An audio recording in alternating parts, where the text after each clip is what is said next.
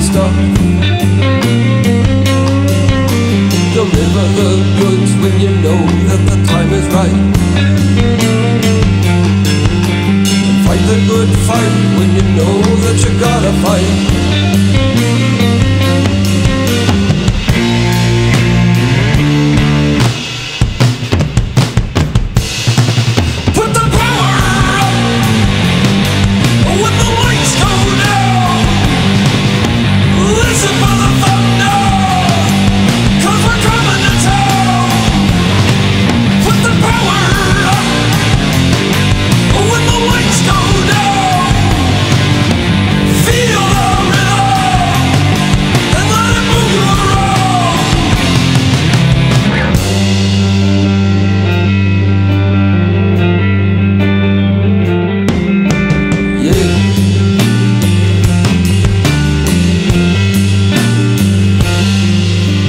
Jumping all over while standing in the same place, feeling like you're ready to shoot into outer space. I can't really help it if we go and blow your mind. Like Jack Black said, that shit happens all the time.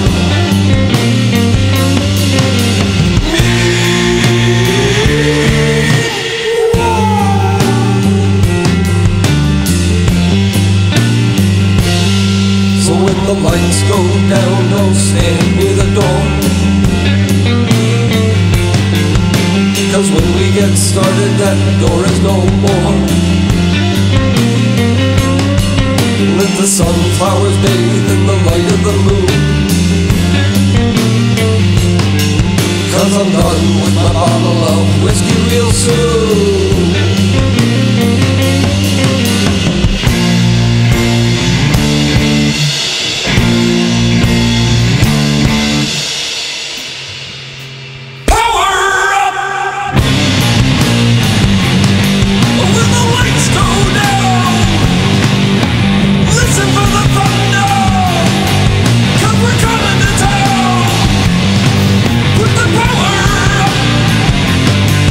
When the lights go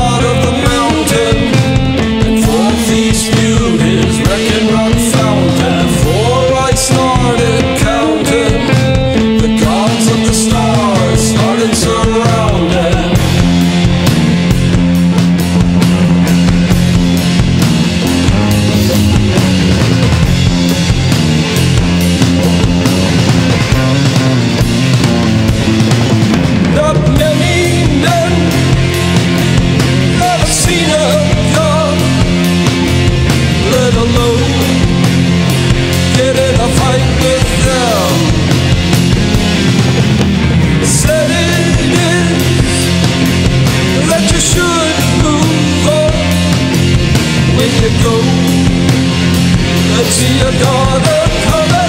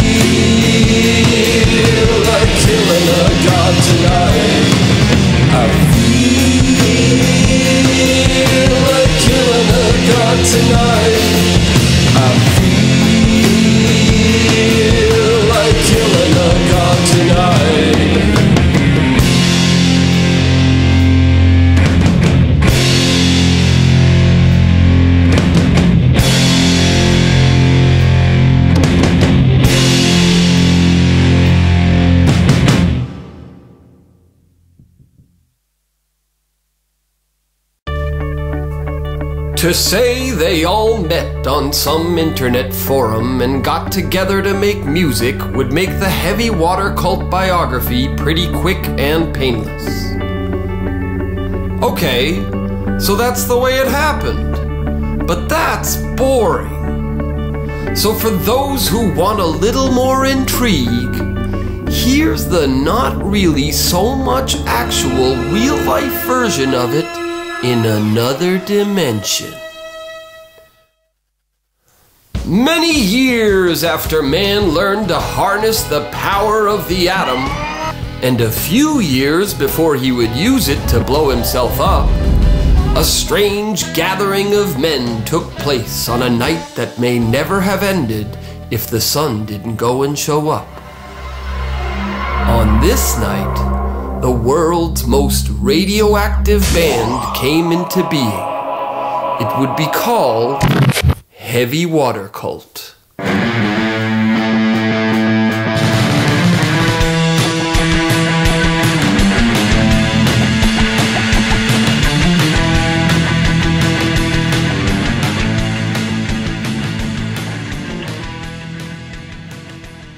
At age 36, Phil still had not gotten the memo that wearing your pants down to your knees and showing your underpants for the world to see is something you stop doing when you are done with puberty. If he hadn't still been stuck in his youth, though, he may never have met up with Pedro, a masterful drummer who had a secret fetish for electrical current shock therapy. Both of them lived in the lower left corner of Germany near Freiburg. But they actually first met at a Britney Spears concert in Paris in the year 2000. 16 years would go by before they would meet again at a supermarket, where Pedro noticed Phil, who had not changed one bit from when he was 20. Phil had been waiting for a chance to unleash his guitar sound on the world. He just never found someone to do it with. Pedro had just the spot for them to go and rock. The depot train station in Freiburg is where cargo and heavy trains pass through to get fitted and loaded. The stout brick building located right next to the tracks was home to various train-related facilities, a few offices, a smelly basement, and of all things, a catering service. In the basement, there were 3 rooms. One room was locked and had never been opened for as long as anyone could remember. The other 2 rooms were rented out by Pedro, where he would smash on his drums and take zaps and zings off of his electrical shock pulse generator. Pedro and Phil started to jam, and the gods of rock were pleased, but they needed more. Roland hated being a caterer.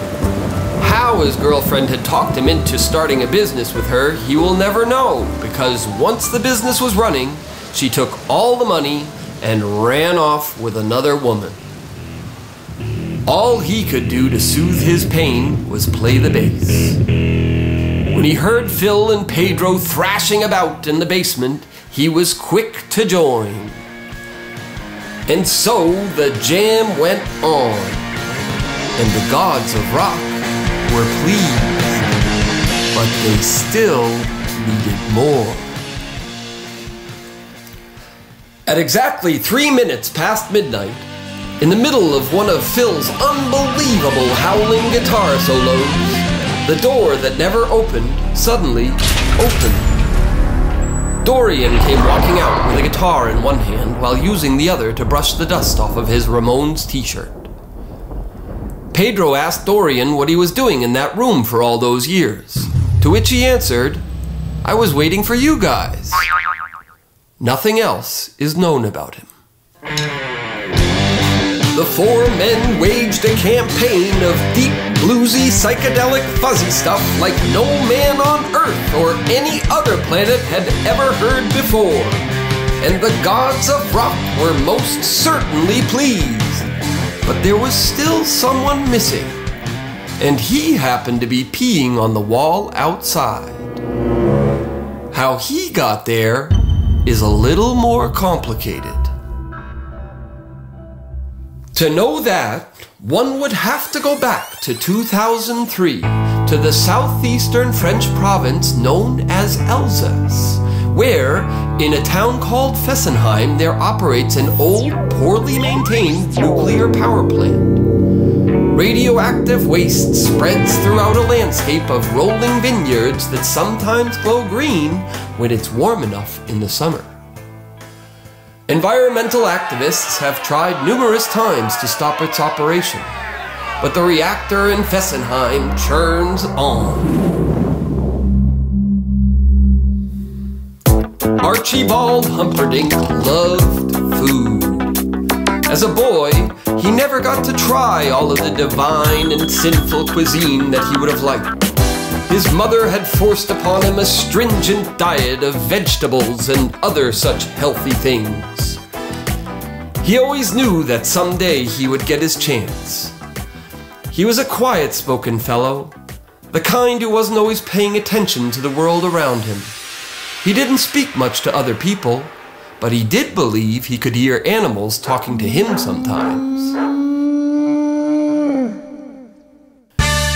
Having been left a bundle of money by a rich nephew on his father's side, Archie set out to travel the world and dine tremendously along the way. After trying everything he could in his homeland, he made his way towards Europe, where he knew many tantalizing treats awaited him. He had just made his way through the Belgian waffles and the German bratwursts when he heard of the French Burger de Bresse, a legendary cheeseburger with a blue cheese topping. Archie set out in search of his next desire, but sadly, he would never make it. Only a few short miles from his destination, a beautiful naked woman ran across the road in front of his rented vehicle. Archie didn't notice her because he was looking at the cows and the pastures behind her. Just then, a microscopic meteor came crashing down from outer space and hit the left front tire of his car, causing it to spin out of control and barrel roll into a lake by the side of the road.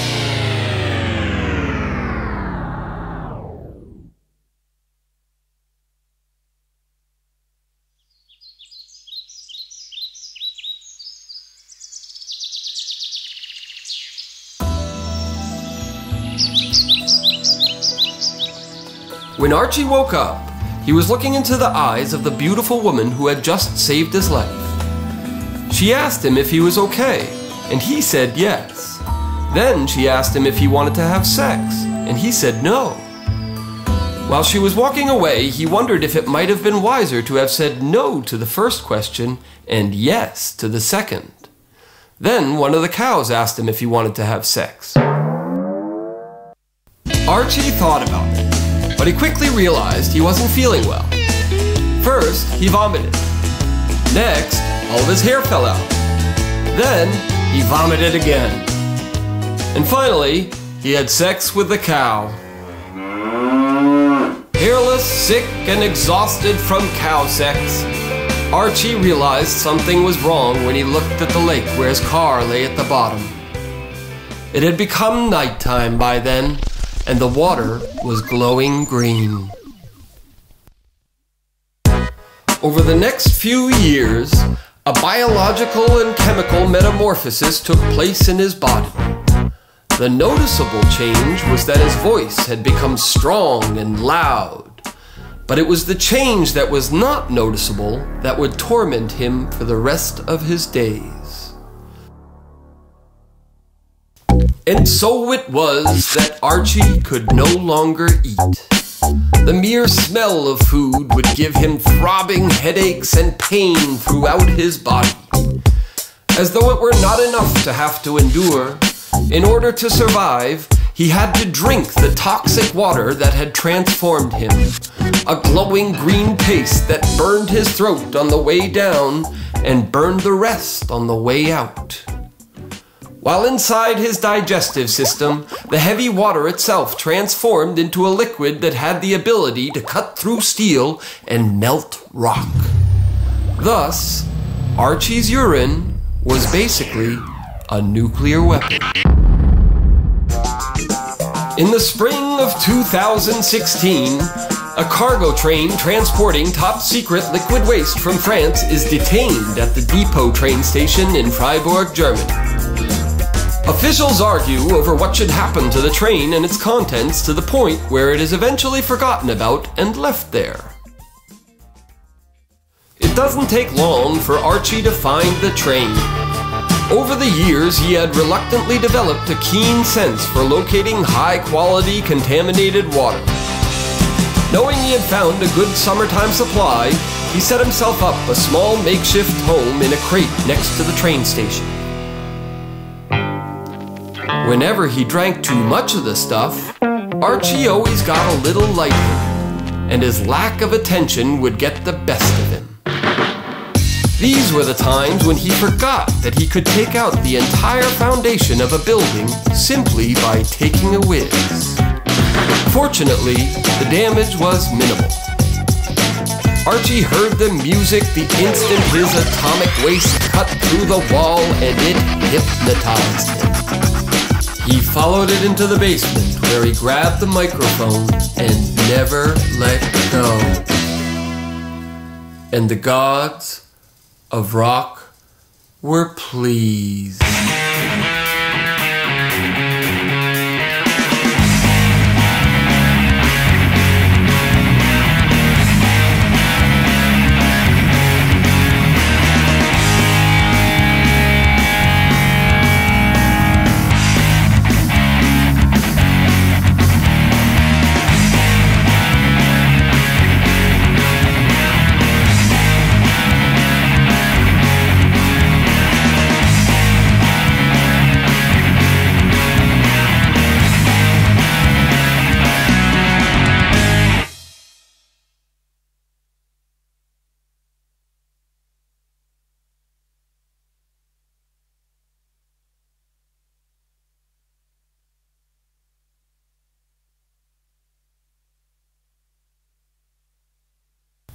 Only a few short... Fuck you.